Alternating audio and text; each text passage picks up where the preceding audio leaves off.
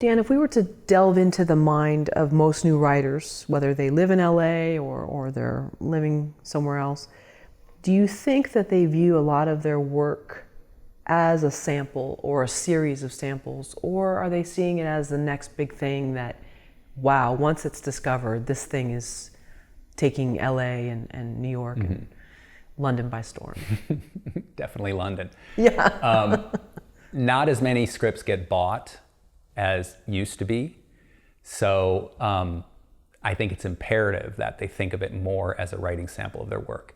Yeah, too many new writers are thinking, I'm gonna sell this for 6 figures and I can live off that for the next 10 years, and I'm gonna sell a whole bunch more scripts in the meantime. But they don't buy as many scripts as they used to, and it's a really, really competitive market, especially for newbies. So I think it's best if you think of it more as a writing sample. But yeah, I do see a lot of writers who are trying to write for the market, and they're trying to write something that they think Hollywood will buy because Hollywood makes a lot of those types of movies. But unfortunately, they're borrowing formulas and cliches from those movies, and that's not the right thing to do on the page. On the page, you still need to really impress that reader and have something unique, bring something to the table.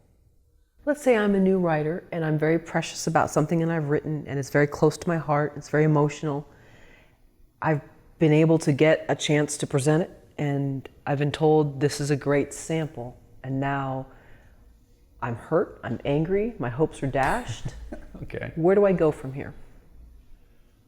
Well, if you've been told, you've been told it's a great sample but it's rejected, or your manager says, I'm gonna send this out as a great sample to get you jobs.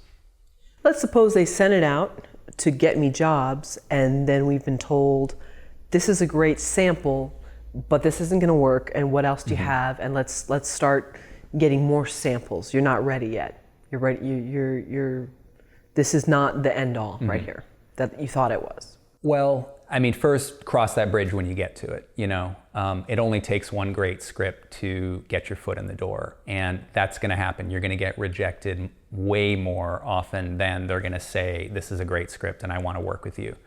So you got to have a thick skin. You have to get used to that rejection, and the name of the game is to find that one champion in the business for that particular script that you have. And 4 out of 5 people are going to pass on it. 9 out of 10 studios that you send it to are going to pass on it. So it's your job to find that one champion executive or producer or agent that is willing to go all the way with it, that is willing to push past that rejection over and over until the point where it does get optioned or sold or made as a cheap movie that's funded on Kickstarter by a really talented director.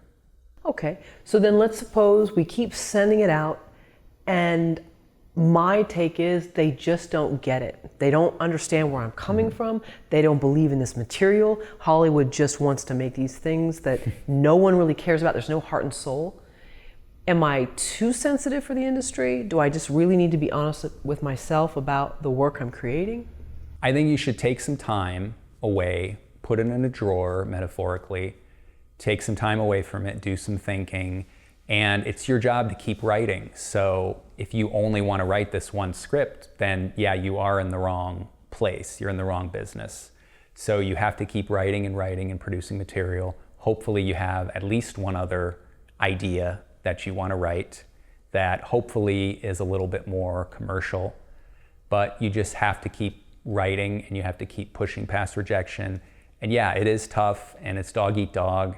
So if you don't have the thick skin for it, then maybe it's not the business for you.